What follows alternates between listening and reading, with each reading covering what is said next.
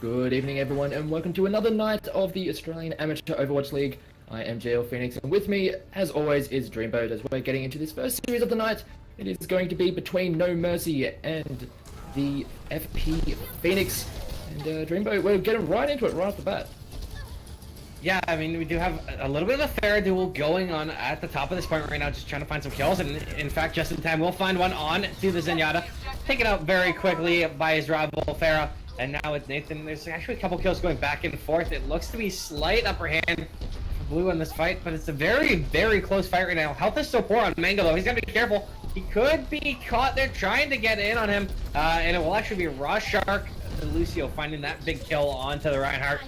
Cap goes down, and now we have a little bit of regrouping here before they repush. Yeah, with Emma on that Mercy going down very early in that fight, it just didn't really allow FPX to really, it didn't allow them to push through much further and gave a lot of space over to No Mercy, who are able to secure that first fight. They have a bit of a solid lineup coming in. The composition looking very solid, with also the pharmacy and the skies to really dictate a lot of pace up high and down low.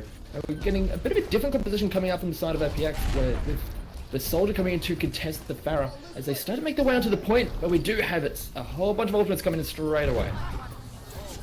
Yeah. Oh man, this is just an absolute mulching, but they did use a lot of ults for it, as you mentioned. None really came out of the other side, so they have 4 up. They were going to have the Valkyrie on the Mercy very quickly. That leaves them a lot to push back in.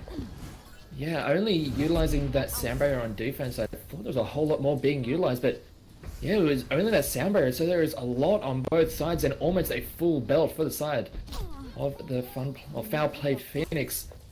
And that can really be hard to deal with when you don't have that sound barrier. We'll have to see how it goes, as they will have some defensive tools to work with, but they are going to start making their way towards the point, as the Valkyrie is going to be the first thing used. Here comes a lot more ultimates in here. The 76 trying to deal with the Pharah ult. Not able to do too much, and actually be picked up by the Brigitte. Mango has found himself a nice little 2k here on the point, picking up the Mercy. That's an absolutely massive pick. He will fall in the end to Just in Time, though, who is reigning supreme right now on this Pharah, uncontested, finding a lot of kills, and that's going to result in a whole 3 lovely kills for Justin.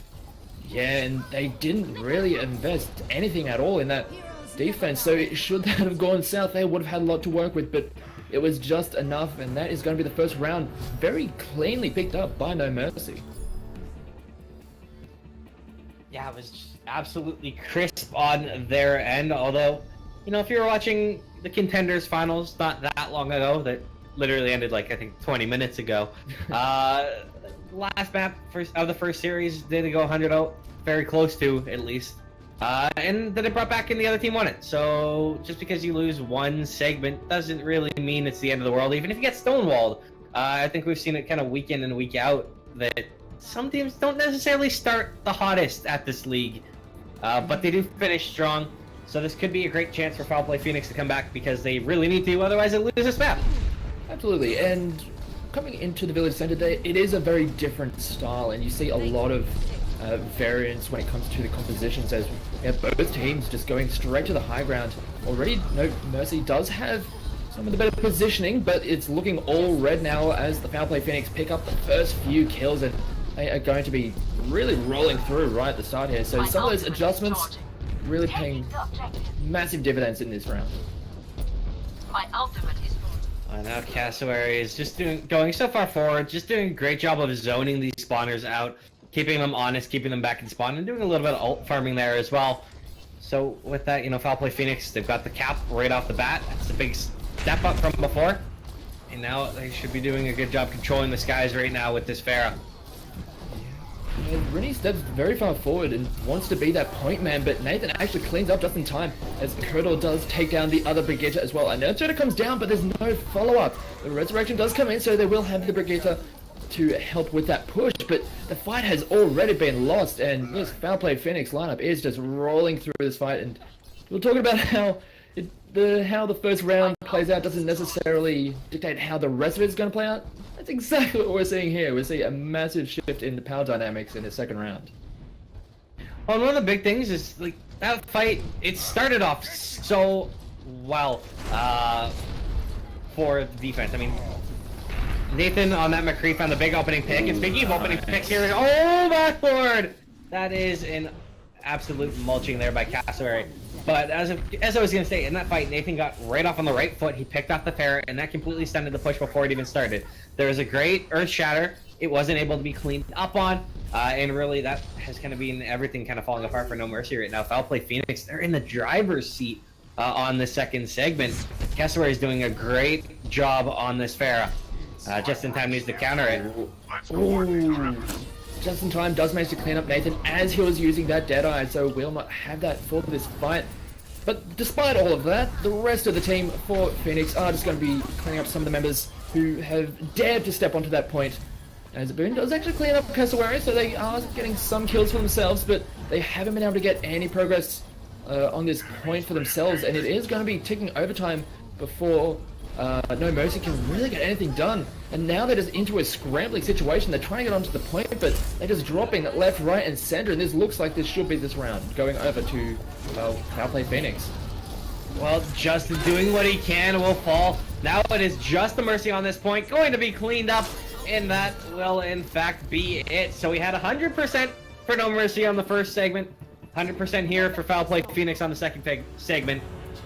Now you have to imagine it's not going to be 100%, 100-0 on the third, right? Like, both teams should cap here, you know, if laws of, like, equality come out. One had 100, one had 100, now we're going to get closer. But, you know, it's an interesting thing because Foul Play Phoenix did a great job. They showed strong resilience coming back after being stonewalled. Now we have to see the same out of No Mercy, because that can be daunting, you know, when you get absolutely annihilated on one of these points, you can't get in. You don't get a cap, you get crushed. That can take a lot out of you. So it's really important here to see how No Mercy try and respond. Yeah, and now that we're here into the Sanctum, we see incredibly different lines from what we saw in the previous two rounds, bringing in the Orisa on both sides. Also, Boone going with the Roadhog, wanting to drop some people into that pit, and Junkrats on both sides as well. So very different from what we saw in the previous two rounds. And already, Foul Play Phoenix have set up on the point. They have to be very careful with this Roadhog, just trying to get those pickoffs. Yeah, I mean, one dirty little hook could completely change the face of this fight. The cap will, of course, go very quickly to Foul Play Phoenix because they are camping out on the point. This Junkrat, though, is doing a lot of work on their shields, trying to hold in here. Of course, both teams running Junk right now. And we have a lot of a brawl coming in. A couple of these tanks are getting caught in this corner right now. They're all getting launched together, taking a ton of the same damage. But No Mercy doing a great job healing up their players, keeping them in this. Now he has some ultis coming out there. That Riptire gets absolutely crushed by just in time. And now he's actually managing to find a few more kills. They picked off the support. The Orisa's down as well, as is the Brigida. And this is looking like No Mercy are going to find their way in to get the cap on this one. And finally, we have a map where both sides cap. We're finally getting points for both teams. And yeah, it was just a little bit too much for Foul Play Phoenix to deal with. They try to utilize some of their ultimates, but because Cassowary was so far forward when he popped that Riptire, got absolutely nothing out of it. And that coalescence coming in from Rorschach on that Moira really helped out in that fight, as we are having coalescence in on the other side. We're having a bit more ultimates pop for both teams, as well as Foul Play Phoenix are starting to make their way forward. They're picking up a couple of kills as Rinny does go down, so with that Orisa down, that is a lot of that frontline pressure not there anymore. Boone tries to step onto the point to delay these captures some more, but with the man advantage, it looks like Foul Play Phoenix should be able to clean up this fight and get back the point for themselves. Really not missing out on too much time when it comes to the point percentage. I'm ready to initiate self-destruct sequence. Yeah, not too bad there as well. And I mean, the big thing in that fight was the fact that the Tracer picked off the Mercy at the very beginning. That crippled the amount of healing they have. Sure, Moira can do a fair bit herself. Brigida's gonna help. But really, you kind of rely on the Mercy to get a lot of those healing out.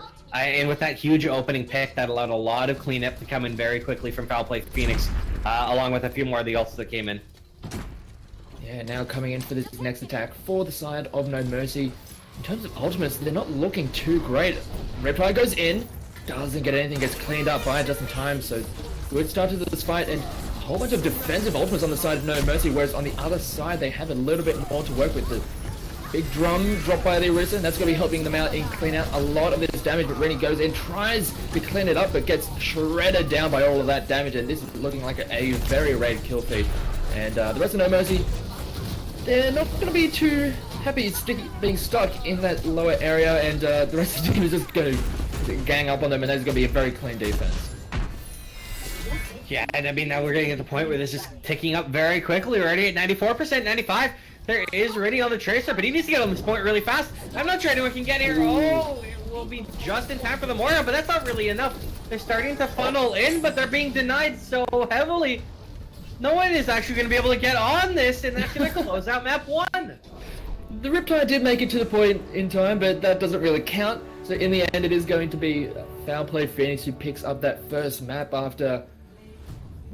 You have to say, that first round was really not even close, and No Mercy really showed no mercy in that first map. But after that, you were mentioning it coming into that second round, it takes a little bit of time for some of these teams to really get the ball rolling, and once they did, they got it rolling and rolled straight through No Mercy. Yeah, I mean, one of those things that I always found, you know, no matter what game I played as a player, sometimes that first map, unless I got off on the right foot, I found that big opening pick. You know, I was starting to churn out some kills, be like a useful force early. I found if I didn't get that really hot start off the bat, I'd be almost useless for the first map or first half of the first game, what have you. I'd always start slow. I had a hard time building up momentum after I've lost it.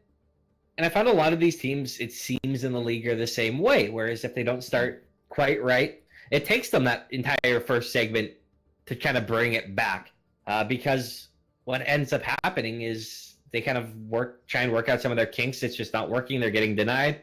And then it goes to the next one. They take that deep breath. They come back in. They're able to frag out a little bit harder. And it seems to be what I've noticed is kind of a trend. You see guys that just are kind of missing shots you'd expect them to hit. Yeah, just usually using that first round. And that's one of the things about starting off on a control map where you do have the multiple rounds to work with. You can utilize that first round just to kind of get your eye in, so to speak. But it's not ideal to drop that first map, but if you do drop it, it's not the end of the world. You can still come back, as we saw from Foul Play Phoenix. And now, picking up that first map, we're heading into Numbani, and all they need is to take this one, and they will have essentially won the series, but we will end up playing all 3 maps, because in this event, it is not best of 3s, it is every match is a 3-map series, so we play them all out for the sake of points. And yeah, Numbani, it's gonna be an interesting one, because we've seen a lot of Pharah from both sides, and also a bit of adjustment to the Pharah. So we've seen a little bit of the Soldier, a bit of the McCrees, and with how the damage drop-off has been adjusted, they're starting to become more viable of options. Yeah, it's really fascinating to see some of these changes, how they come and are going to work out. And really, I mean, this is a map that we've seen some teams do some interesting plays on, to say the least. I kind of love it for that reason. We see different formats to the pushes, different compositions. It's probably the most flexible we've seen some teams act so far in this league, I'd say. This map's probably had the most depth to team hero picks, play styles, etc. Yeah, and one thing I'm a little bit sad that we don't get to see any of the Wrecking Ball. I mean, for this event so far, or for right now, is not going to be available for these next few weeks, but I just can't wait until we do have that one on the available to be picked and teams really start utilizing that. But one pick that I am very interested in seeing how it works out, Cassowary on the Sombra. She's had a few quality of life changes, and she can do a little bit more of the scouting, and also really helping out with a lot of those, some of the sustainability when we get into these pushes. As Stay for Life is going to get caught in the back lines, as Winston diving very deep is going to get that first kill, but the rest of the team is there to help out. No Mercy has no mercy on that dive and cleans out the entirety of that offense. There was almost 2 ticks picked up for the offense as well, but it's not going to be enough, and they are going to get cleaned up in the end. That is huge cleanup at the end there, though. The fact that it was staggered that hard on the Mercy. The Mercy just came up, so that the fact that both supports died so late in that fight does a really good job of just kind of turning a little bit of extra time off the clock here. as they managed to stagger those kills quite nicely. Yeah, now looking at ultimate percentages, we've actually got Boone switching over, or switching back and forth, wanting to get the Diva mech back in, as they are going to start making their way towards this point. Getting a little bit of pressure onto it, just forcing the rest of the defense to try and make their way down, as already we got a couple of kills going over to the offense. Rennie and I believe that was... we are actually getting a bit red on that kill feed, as they're just trading back and forth and almost got the 2 points picked up for this offense. But some of these ultis are coming out here, not able to find any real kills off of them. But this 76 is doing a great job churning down a lot of damage, backing them off. And in fact, we got close to 2 ticks there, but close doesn't count in Overwatch. It only matters if you actually pull it off, and they did not get that second tick. That one's gonna hurt. It would have been so much nicer to be making this next push with that tick already secured for themselves, only needing one of those, just 1/3 of the point left for them to secure the capture. But they're gonna have to do a lot more work, as they're really banking on this EMP to make a big splash.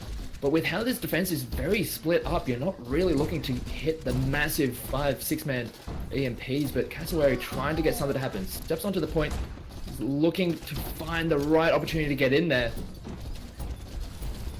With this offense, they're making their way to the point. They want to get the fight to get this fight to work, as Valkyries are being used, but already this defense is just stonewalling them. They're just not letting them get anywhere on the point. Cassowary just not finding the right opportunity, just dies throughout all of that, and again repelling this offense so very cleanly. No Mercy is. So this is such a small thing. This Cassowary whiffed. I don't know if you caught that. It was so minor, but it was a neat little play idea. They had Cassowary uncloak on the point, try and get some of this cap time in, while they dove into the top corner. What happened is the Diva flew over, everyone condensed, and the play was for Cassowary to throw the teleport beacon up onto the balcony where everyone was, pop that ultimate. Cassowary missed it. This time Cassowary hits it, and does manage to catch a lot of people in this, and maybe it'll work out differently this time because it managed to get that. However, Salty for Life has demeched the Diva, and just in time on this, oh my lord! That visor finding 3, Rockets getting a 4th, and that is beautiful. That is massive, coming in right at that good angle to clean up the rest of that defense, or the rest of that offense. And we'll talk about how that EMP really needed to be becoming big, but as soon as it went down, no one really dropped on that, on the defensive side. Usually what you see from a lot of these Sombras is you use that EMP and then you just shred down that Zenyatta with only 50 HP at that point. But with the Mercy being there to help out, didn't really drop all that efficiently, and at that point the offense was already too far invested. They didn't have enough, and they seem to be a little bit all over the shop and not as coordinated as you'd want them to be with that kind of composition. Yeah, I mean, it's kind of rough too, because I feel like had Cassowary hit the jump, they went for that heavy investment with the Sombra play on the first go around. I feel like at that point Cassowary would have swapped to something a little bit different. We wouldn't have had the Sombra on the field for that last fight, and that last fight could have gone differently. Unfortunately though, just because of the whiff, they were kind of committed to the play, they built it up. It is really kind of a sunk cost fallacy at that point, because you invested so much to get the Sombra, the ultimate, you've invested so much to play around this is your play, this is what you wanted to do, and at that point it just kind of, it seemed like it was going to be difficult to make it work, and then it really didn't work in the end.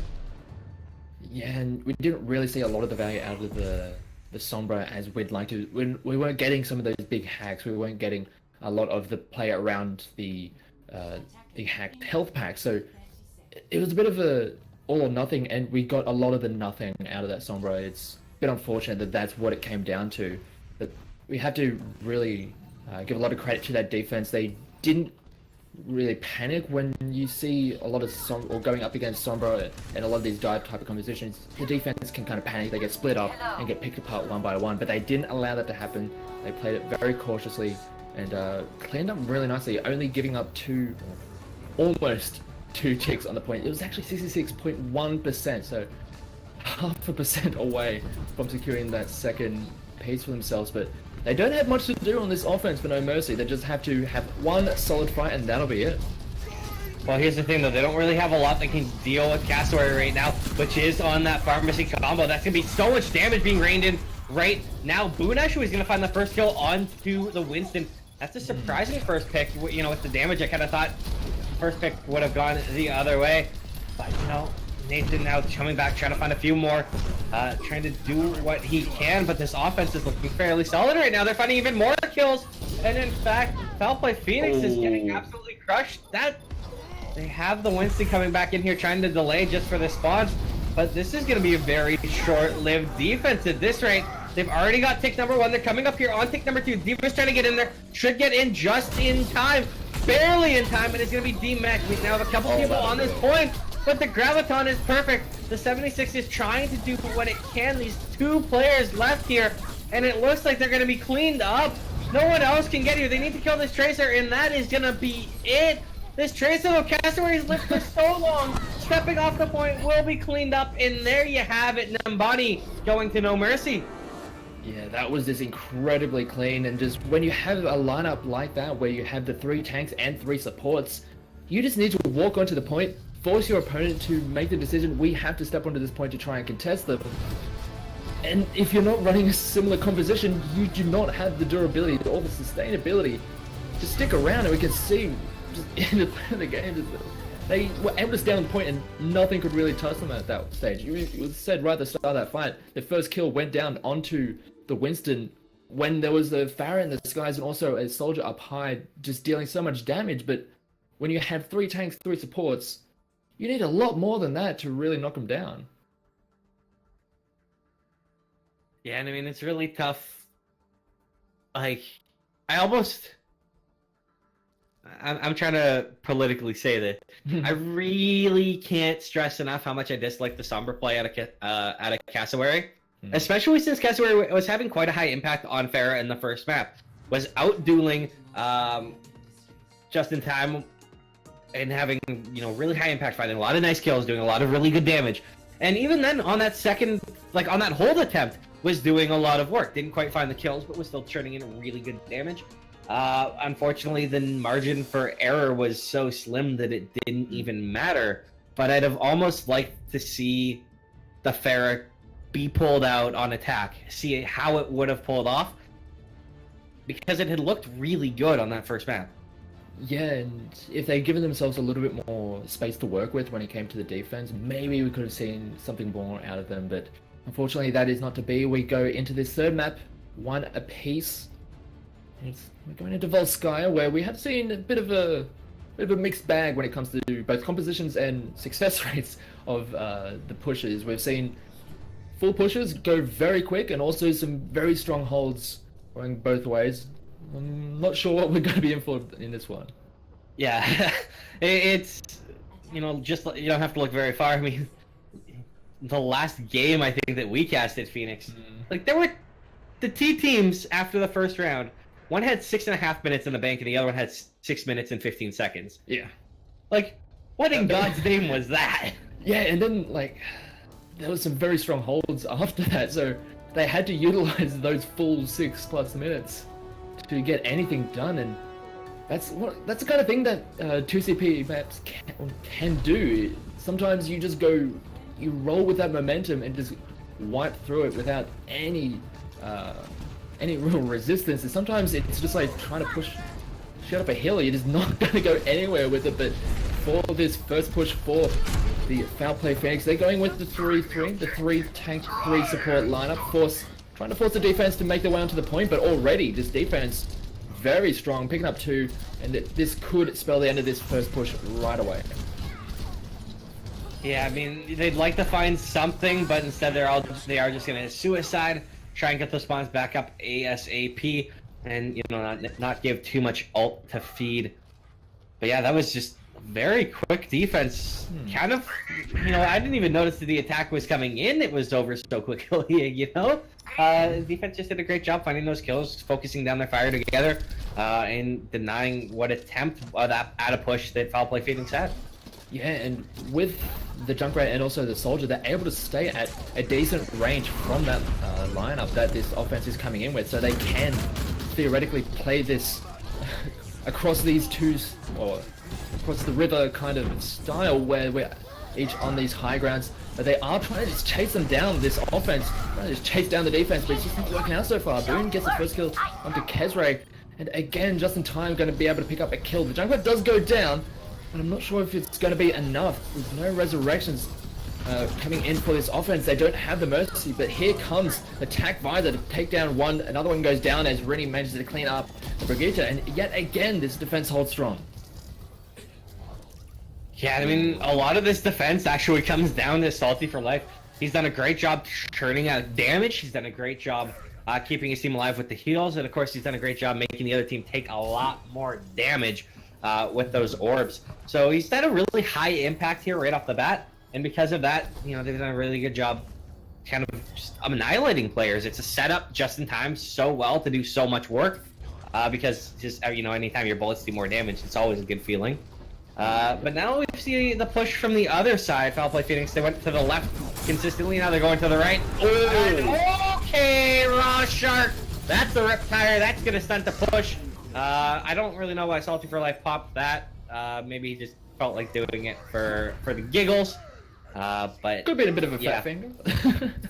Possibly, but who knows? With how things are going for this defense for No Mercy, maybe they don't feel as though they need it, but it would be nice to have it for this next one. But already such a strong defense coming out, and it was almost looking like it was going to be not as good as almost getting stunned out of that Rorschach, almost getting hit by Cassowary. But here comes the rally up, trying to get a little bit more HP or some of those bigger targets coming into this next push. A good Graviton, but the follow-up just isn't really there. The charge comes through, manages to pin Nathan to the wall, but here comes the self-destruct. Doesn't get anyone, but they are starting to move or force away this defense from the point. Here comes Tactical Visor, but gets forced away by the D.Va. Doesn't really get too much out of it. Cassowary takes that ready, so that's a lot of that front line down.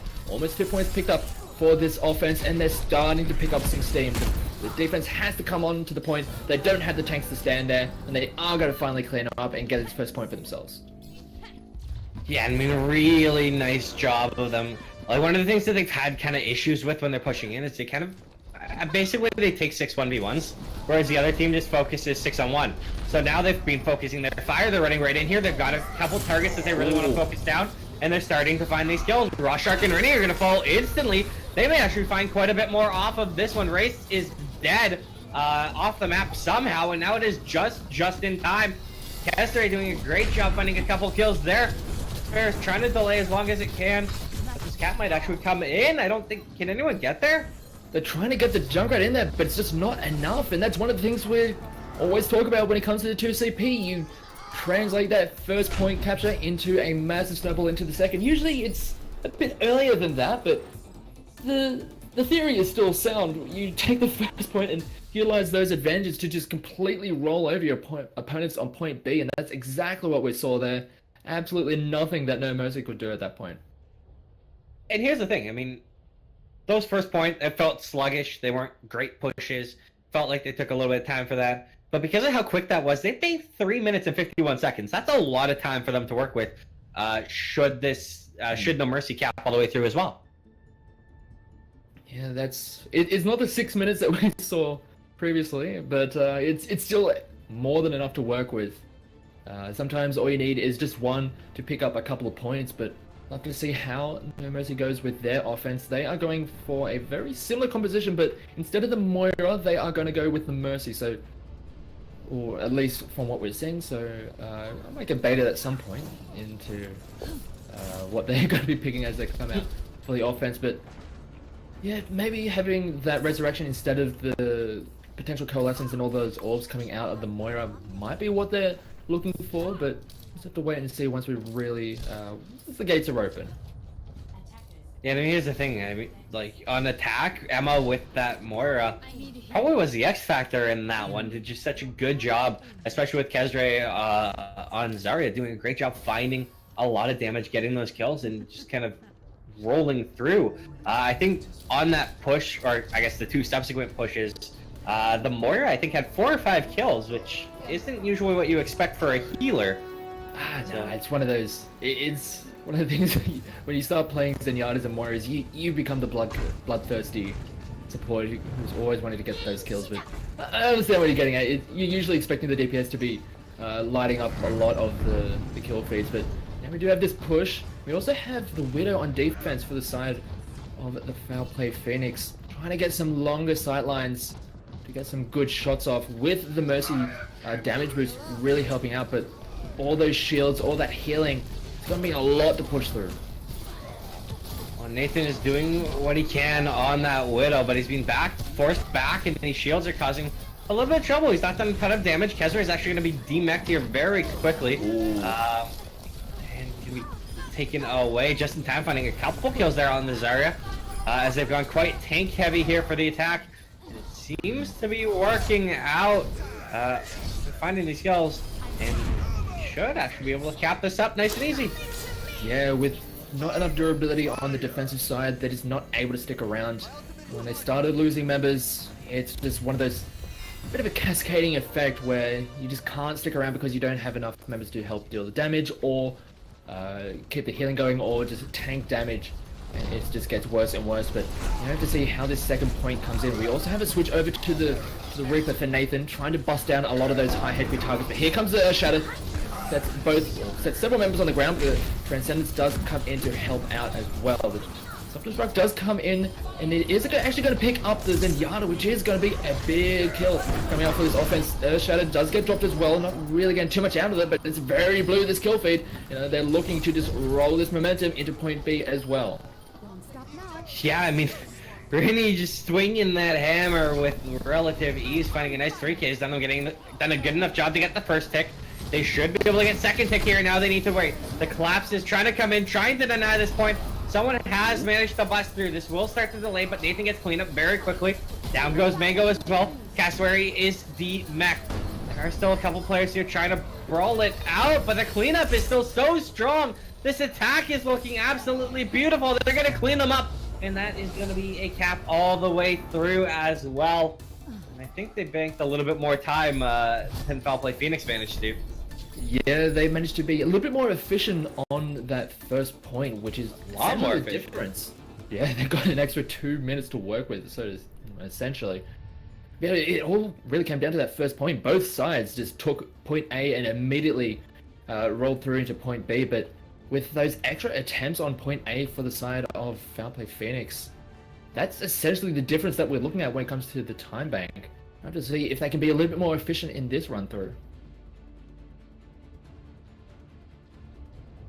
I mean, you'd hope that they can. At the same time, it's not the end of the world. You know, if you're not able to be a little bit more efficient, it just means you need to be better at defending. You know, it's step up your defense a little bit, and then you know it doesn't really matter how efficient you are on the attack, as long as you manage to cap and you can stop them from doing it. I'm not sure how much confidence I have in that based on the way that their defense just looked, but at the same time, again, look back to last week. We had teams put up 6 minutes, 6:15, 6:30 left on the clock, and then they managed to stonewall them and had really strong defenses. So it is doable. Yeah, and we're seeing some different compositions coming in for the attacking side. That Pharah coming out for Cassowary, the one you were mentioning, we saw back on Nepal, that did so much work, created a lot of space. That's essentially what she wants to be doing in this round right here, creating a bit of space for that ground army to really push through, but with just in time on that soldier is going to be contesting the Pharah's positioning. Have to be very careful popping in and around those areas, as they are going to start making their way towards the point, as it is going to be slapping back and forward, but Rorschach is going to be the first one to go down, but there is traded back immediately. And with Mercy only being on, actually Mercies are on both sides, we are going to be able to potentially have resurrections, but before we get to that, there is going to be a bit of a pause, as probably just some few tech issues, as Rorschach has currently been dropped, as we'll get him back here shortly. He was so frustrated with the way things are going that he decided, I cannot be a part of this anymore. I do not condone these actions. I am done. I don't actually know if that was the case. I doubt that was the case. But in the meantime, we are trying to figure out they're trying to figure out what's going on. Obviously, he's gone for some reason. Hopefully, he'll be back pretty quick. But in the meantime, we get to talk about a little bit of the position that we see in front of us right now. There's a lot of people kind of tucked into that cubby. Yeah, and A lot of red, too. it is a lot of red, and it's a lot of the beefy red that is going to be just slapping away, with Mango just holding left click, just hitting whatever is rather unfortunate to get in the way of that giant hammer.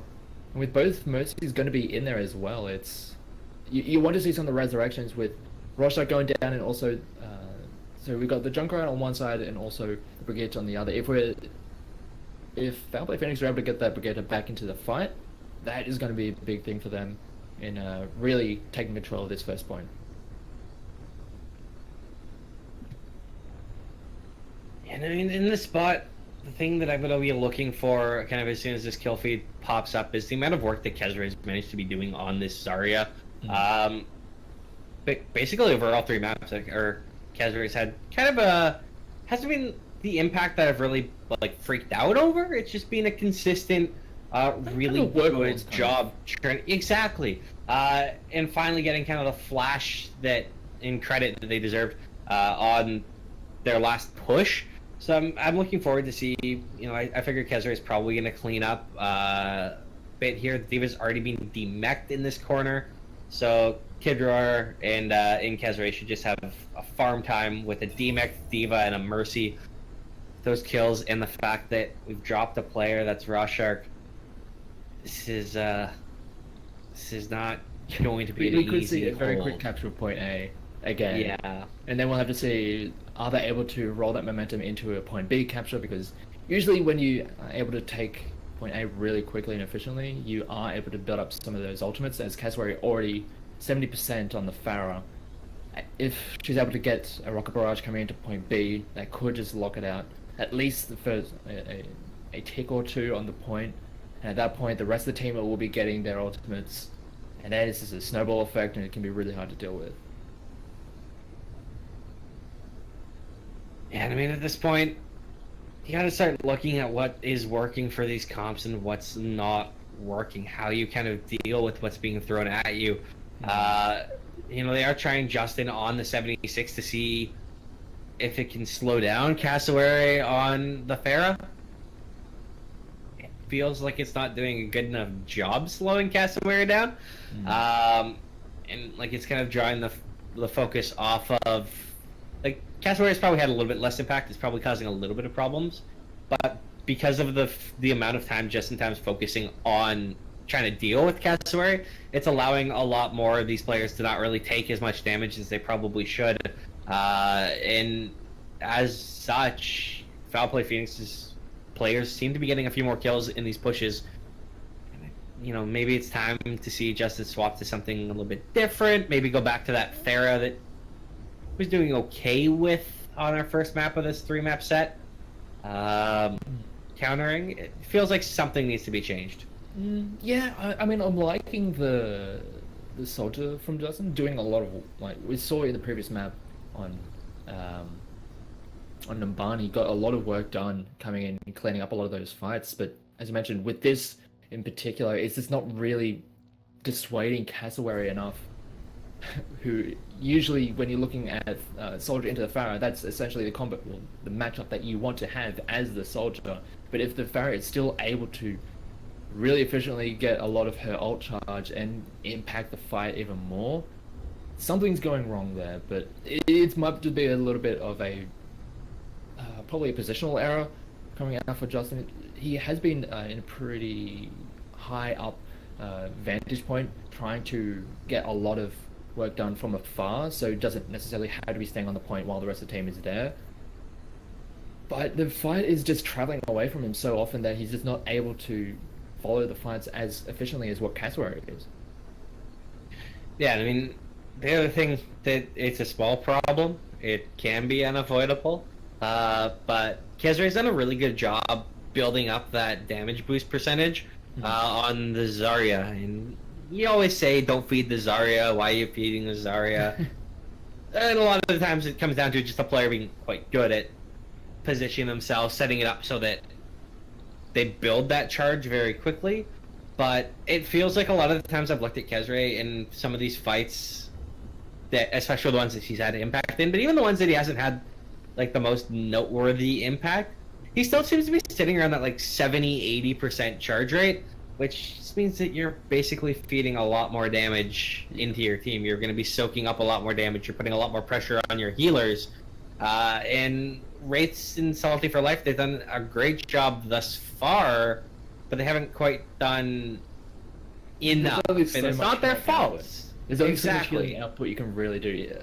If you have like maybe the Moira could counteract a lot of that damage that Zarya is going to be putting down because of the nature of her healing output, but even then there's still only so much healing that you can really do before the team starts really falling over. But yeah, Kezro's been doing a lot of kind of behind the scenes work. We're not really saying Kezro all the time, but as you mentioned earlier, just doing so much work on the Zarya, and how much damage those shields are mitigating is allowing the rest of the team to be a little bit more aggressive, and they're able to stick around so much more and get more out of their healing. As yeah, it's just a little bit hard to deal with. And when when Zarya gets rolling and all of a sudden you're seeing the 70-80% charge, you don't want to be anywhere near that Zarya. She just rips through anyone, and it's just no fun to deal with at all.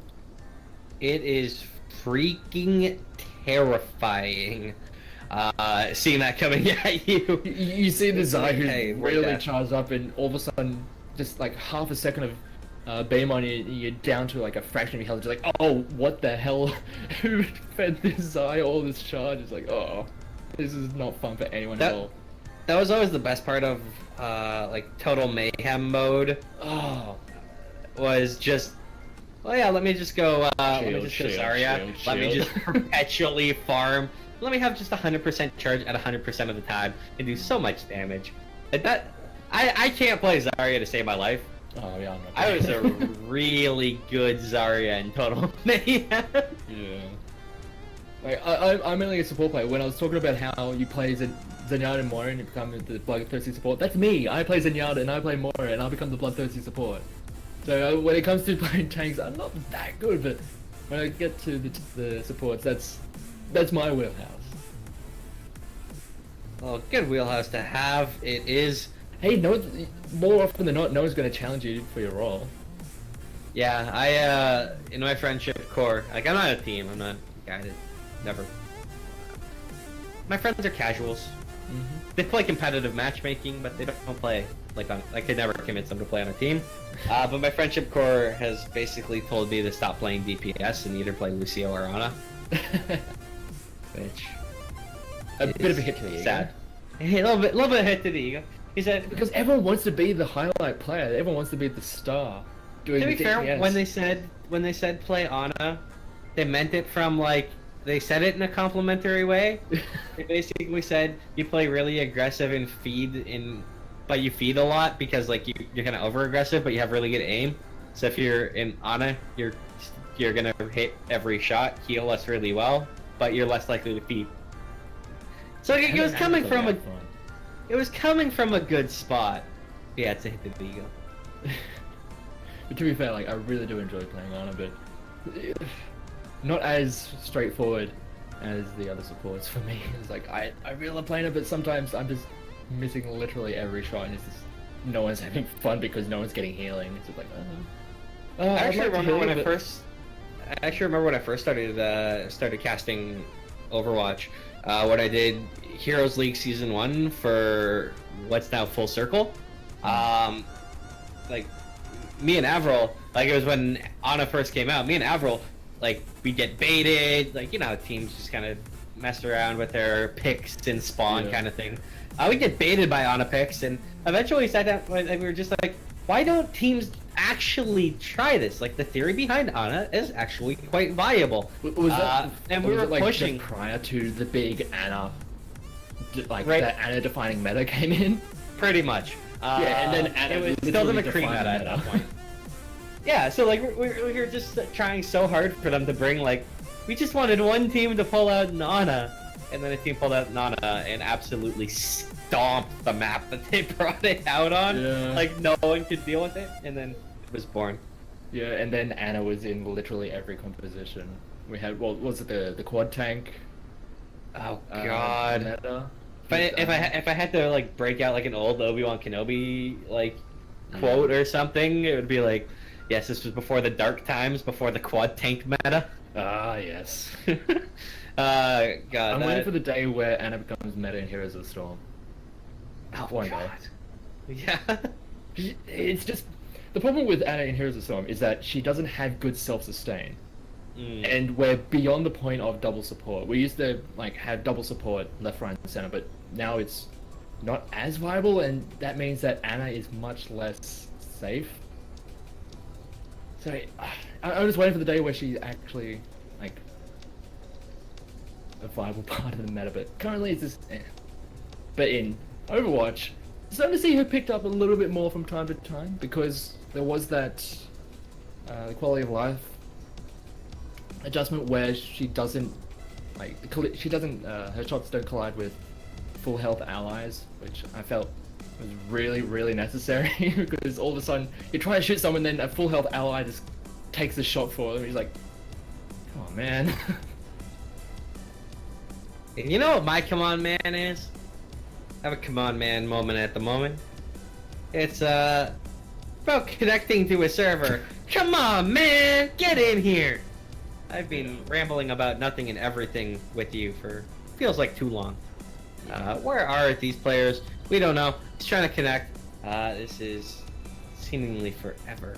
What did beginning? I think he was mentioning that it was just restarting their computer, so.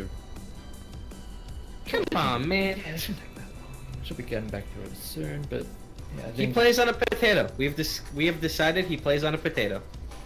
If it's taking this long, you do not have a computer, sir. You have a potato. Or if you're an ass, potato. Potato or potato, yeah. Same thing. Are we is this where we start like the new crowdfunding? Can we crowdfund this guy? I don't. At this point, it's been so long, I forget who left. Well, I can tell he's Rorschach because he's still in the kill feed. Ah, yeah, you're right. Rorschach was on the Junkrat. But you know, can we like crowdfund him a computer just so that we don't have to deal with this next time he crashes? Oh my, what? This is unfortunate. I joke. We have confirmation from Rini that No Mercy is gonna play this out 5v6 because Rorschach is taking too long to come back. I respect them for doing it. It was a long, drawn wait, but that, you know, honestly does kind of suck. As we have the unpause coming in here, we'll see if our prediction was right. It looks like, yeah, they are.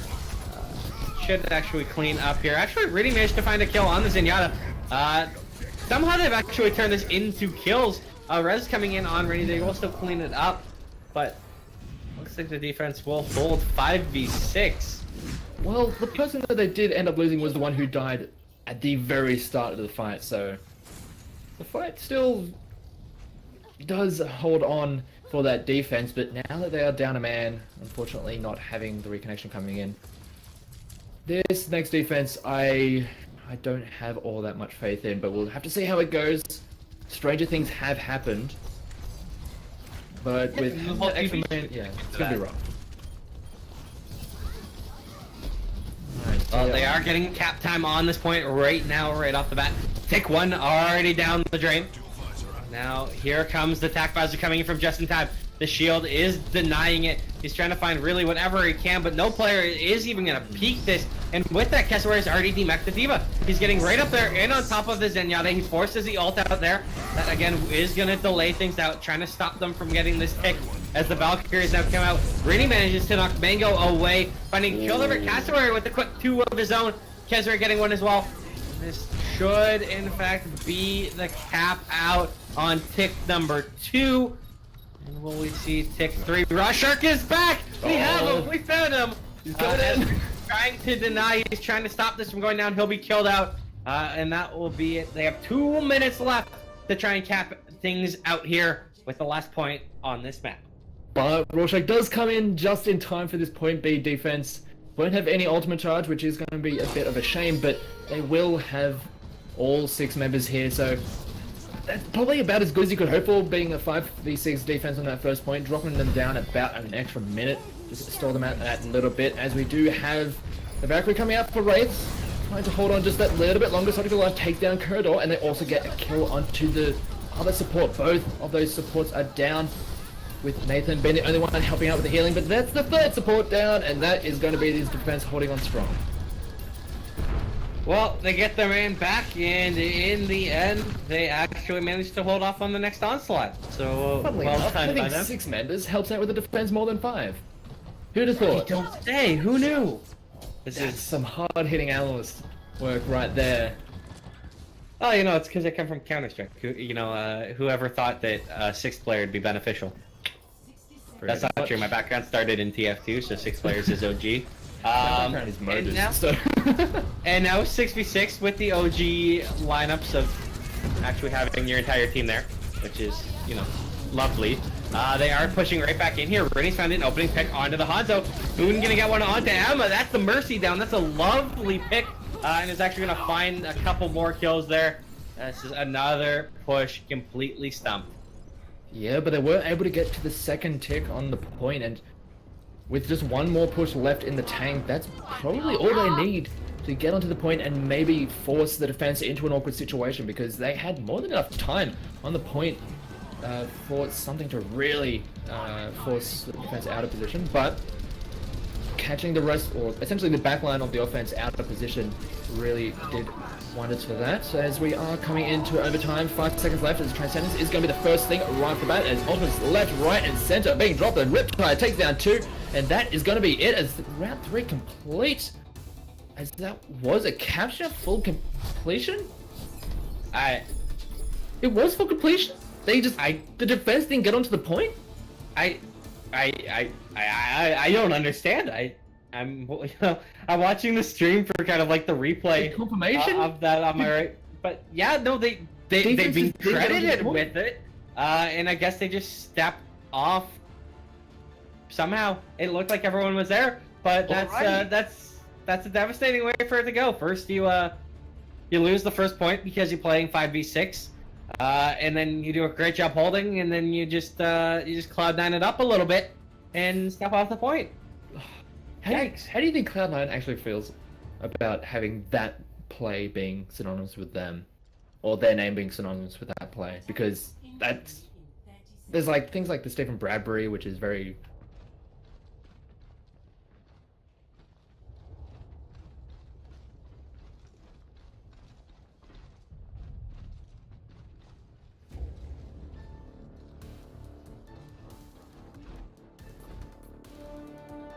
and multiple other games. I think EG did it back like 2014. I know in Team Fortress 2, Exodus Esports did it about 4 or 5 times in one map. So like it's happened in other games a lot, but somehow C9 managed to get it, synonymous with them. And as such, maybe it's going to be synonymous with No Mercy in AAOL Esports after that one. and then it's always an interesting one. There's a great concussion mine, really splits up that offense as No Mercy, they're just rushing their way onto the point. Defense is kind of scattered, but we're getting some trades back and forth. Actually, Nathan is going to be on that Reaper, really anticipating a lot of those high HP targets, the tanks coming in, but it's looking like it's just a bit too much to deal with. Just left click, left, right, and center. This offense is really cleaning up this defense. Yeah, they are shredding right now. Castor is trying to stay in and do what he can. Emma might go for a red. Nope, gonna be cleaned up too. So, they got 4 minutes and 45 seconds. That's a lot of time to work with. They've got what they need. It's more than enough time to take this second point, but beyond that, we'll just have to wait and see, because it was looking like No Mercy was going to be able to hold on to that second point, but due to some unfortunate positioning errors, they weren't able to hold on to it. They weren't able to really contest it at all, so maybe they can force us on the situation as the Rocket Barrage comes in, takes down 3. does get cleaned up at the end, but the damage has already been done, and that is going to be the end of that push right away. Cassowary with the celebrate 3K and kill yourself. You know, just to end it off. You gotta end in style, so you know if you kill 3 people and then launch your corpse into the sky, it looks pretty sick. Hard to deny that one. Sometimes suicide is the best answer after you get a sick Suicide 3K. is badass. Yeah, it makes the frag clip look better. Exactly. And they're still holding on to this Reaper. Nathan does actually have the Death Blossom, which could be that next big wipe play as they're coming in for this next push. All of them there. The Earth Shatter does come down, as does the Death Blossom. Only picking up 1, but it does force out a lot of ultimates left, right, and center. But the defense is holding on strong. They are on the point, so no capture progress has been picked up for No Mercy. And it's looking like this offense is starting to run out of steam. Yeah, a couple good frags, a lot of good damage done by Kid, Mango, and Kezre. In Cassowary, of course, working that Pharah. Good job holding it out. 3.5 minutes though. That's gonna be quite a few more pushes. Probably looking at probably 5 pushes, I'd say, maybe 6. Yeah, they've got a few more left in them. We'll have to see how their ultimate usage is going to be. They are going to be utilizing the armor up right before they get in there, so they have much more to work with on this approach. They do have a Graviton. They don't actually need to worry about a Diva as the Gravitons on both sides have been dropped. There are kills being traded left, right, and center. Back and forth. Cassowary managed to take down Rennie, and that's the front line down. As the defense is holding strong. Tanks are dropping like flies here on this point. The Resurrection does come in, so the Reinhardt is back into the play, but an Earth Shatter is going to completely clean up the rest of this offense. Yeah, great Earth Shatter that allowed Cassowary to do a lot of damage as well. Mango and Nathan and Cass cleaning up the entirety of that squad. And that was, I mean, so much work done, especially by Mango on that Reinhardt right there.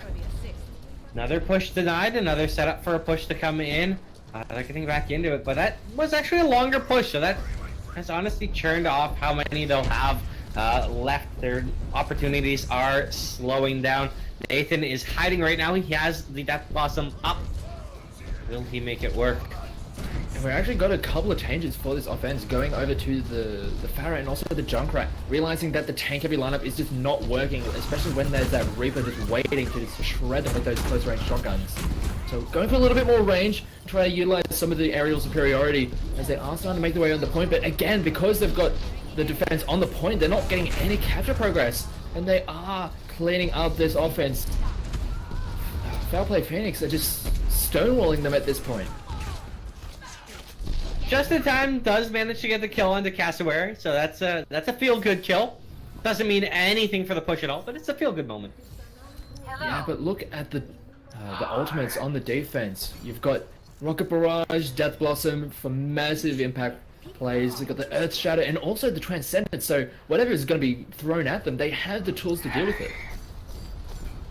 Oh, just in time. Cassowary blown out of the skies. What a lovely midi right there, hitting a nice air shot, picking up that kill. Rez will come out here as these ults are starting to be popped out right now.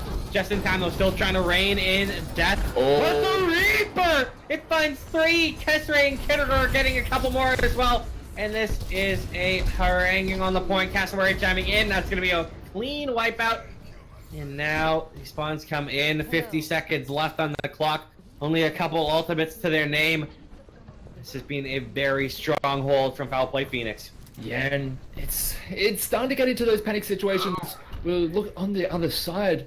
We saw a lot of just free percentage given over to the offense, but at this point, Foul Play Phoenix, that is not giving even a single percentage over, not allowing No Mercy to get onto it for even a single tick, and we're seeing how valuable that is once we get later and later as the Riptide comes in, cleans out 2 from the sky, and that is a massive start to this fight as the 3rd gets dropped as well, and this could be the point where they finally take it. They are going to be able to clean up the rest of this defense, but with how much of the point they need to still collect themselves, maybe there's enough time for the defense to get onto the point. Here comes the next Rocket Barrage on the defense, but gets cleaned up in response. And this defense is looking the kill feed is very blue. They do manage to capture the point, but that was a lot of time just went down the drain for how long they had.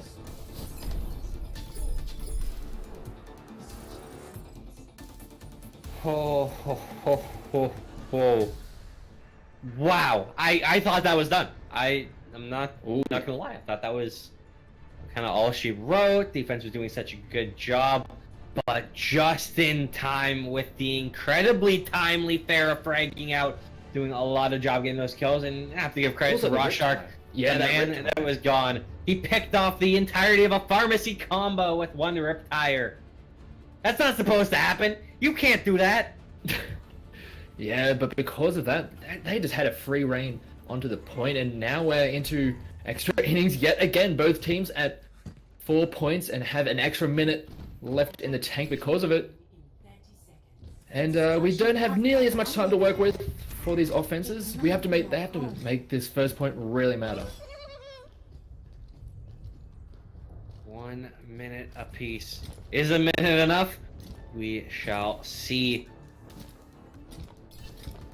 Is it like, do we just keep doing this? Like, if both teams only cap 1 point, if don't get a tick on the second one, like, do we just keep repeating? If I can keep on going all the way through, I believe we do just keep on going all the way through until something happens, until one team wins or we just get a draw. But here comes the offense making their way through. We actually have Nathan going onto the Widow, so trying to create a little bit of extra space up high as the rest of the team is going to just collect themselves on the point, trying to force the rest of the defense onto it as well, and they will just start shredding them down. The Diva Mech has been taken out for the offense, as Kezray is going to be the first one to go down. Nathan does clean up the Mercy, and we're just getting trades back and forth, but it's looking like the defense is holding strong. There's only so much that a Widow can do from that far back. Yeah, I mean, a couple nice kills, sure, but it was too little too late. 4 people are already dead on his team. Nathan not having the impact he needed to have on the Widowmaker. Not early enough, and now with 10 seconds left, we're not going to get a tick on this point unless Emma and Kezray can do something miraculous. Emma's going to be cleaning up the first kill down. They are still trying to turn it out, trying to find what they can. Kid Roar has been taken out as well. That's Lucio. These kills still going the way of the defense. It looks like they will, in fact, stonewall them here. And that was a heck of a hold for No Mercy. Yeah, and now they just need to get 1 tick on this point, and they will have secured themselves this map and also this match, because coming into this map we were at 1 apiece, and we've kind of gone the distance with these two teams. It's been back and forth the whole way through, and I swear, if this ends in a draw, I don't even know, because this has just been a little bit too evenly matched for my liking. Jeez, yeah. I'm running out of, things to say just on how tight this has been. How many adjectives are there for a close game? Because this is the definition of one. And all there is left is just 1 minute for the side of No Mercy to make anything happen on this point, or it's just going to be a draw. It's just all the way through to the end, so they have to get this to work. And already Nathan is going to go stick with that Reaper on the defense, expecting the full tank lineup, and that's what it's looking like is going to be with No Mercy. Really liking that 3 tank, 3 support setup, rushing onto the point, force the defense to react, and then just grind out those fights. But that Reaper just might be the tool that they need on this defense to really break it open. Well, it is a tall task ahead of the lads here. But the push is starting to come through. Roshark, he's going to be taken out early by Cassowary, and that's actually going to slow this entire push up. They have to force the res out here. That means that Mercy doesn't have a tool in her kit for another 30 seconds. Now they are trying to walk forward right into these players, and that's going to be a big pick there. Cassowary grinding down Rinny. He's done a great job this entire 3-map set. And now the kill on Wraiths is so impactful. Both healers down. This should be a nice hold on push number 1. 18 seconds left though. Spawns will start to come up. All they need to do is get a tick on this point and they win. But they only have 10 seconds to get there. They're winning back in spawn. There's so little time for them to even get on this point. They need to start moving. 5 seconds, 4 seconds, 3, 2, jump on. They do end up contesting it, but they've already rushed in that they don't have everyone set up to try and make it as strong as possible. The Riptide is waiting for the big detonation to come through, and they are going to start cleaning them up as The Mercy is going to be going down, as does the Diva. The rest of the team are starting to slowly trickle their way onto the point, but there's just not enough left in the tank. They are going to be starting to lose members. Overtime is starting to tick down as the rest of this offense is going to start to get grinded out. They can't get to the point, and in the end, we have a draw. We come all the way over these 3 maps, and in the end, we have a draw. Wow, this is the first draw I think I've casted in AAOL Esports. Like, I think this is the first one of the AAOL, at least to my knowledge. Wow, I mean, it's a testament to these two teams. They played some very close games. You know, it's kind of funny. Nambani was a stomp. You know, with that said, like, Nambani was a roll. You thought this was... Oh. Is there a tiebreaker map? There is apparently a tiebreaker map. Oh. If there is a tiebreaker map, we are going to be going into overtime, is it? Ooh. Because already this has been a making me very happy. long series. For just 3 maps, this has gone for almost an hour and a half.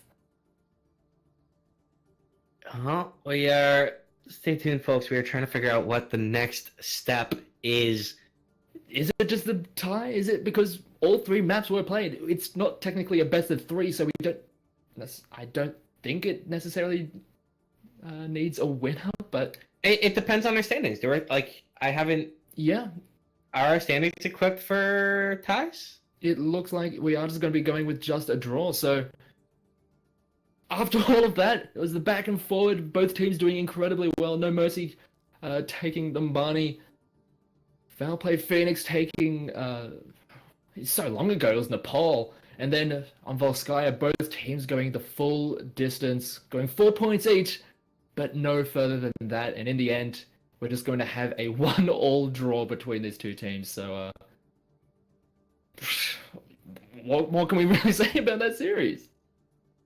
I mean, this is tough too because, I mean, anyone who's watched the two of us cast knows that at the end of every series, I like the two of us to hand out kind of our MVPs. And I'm sitting here and I'm like, it's occupying a lot of my thought process. It was occupying a lot of my thought on that 3rd map. Like, I don't know who to give it to. Do you, Phoenix? Like, this series was so unbelievably back and forth. Kezre had some massive plays. Cassowary had some massive plays. Emma and Kidror and Mango and Nathan from Phoenix all had huge plays. On the other side, Justin Time went massive. Race had some good plays. Boone. Raw Shark had the hero play at the end there that even brought them to overtime. Or the second overtime. Salty for Life was having impact. Like, everyone in this game had such high moments of impact. Can we even hand out an MVP? I would Is say there someone everyone's a to stand winner. out? I would say everyone's a winner in that regard because it was just a joy to watch. And yeah, it's too hard to really say a single name, but that's going to be doing it for us for this series. Stick around because I believe in about 5 minutes will be the next series. I think that is going to be us taking over with that one again. So stick around soon and we'll be back with the next series of the night. I can't remember who it's going to be between, but actually let me Give me 2 seconds. I got this. it is going to be between Vision got this. Esports and Tracer Dab. Alright, so stick around soon, and we'll bring you that second series after a break.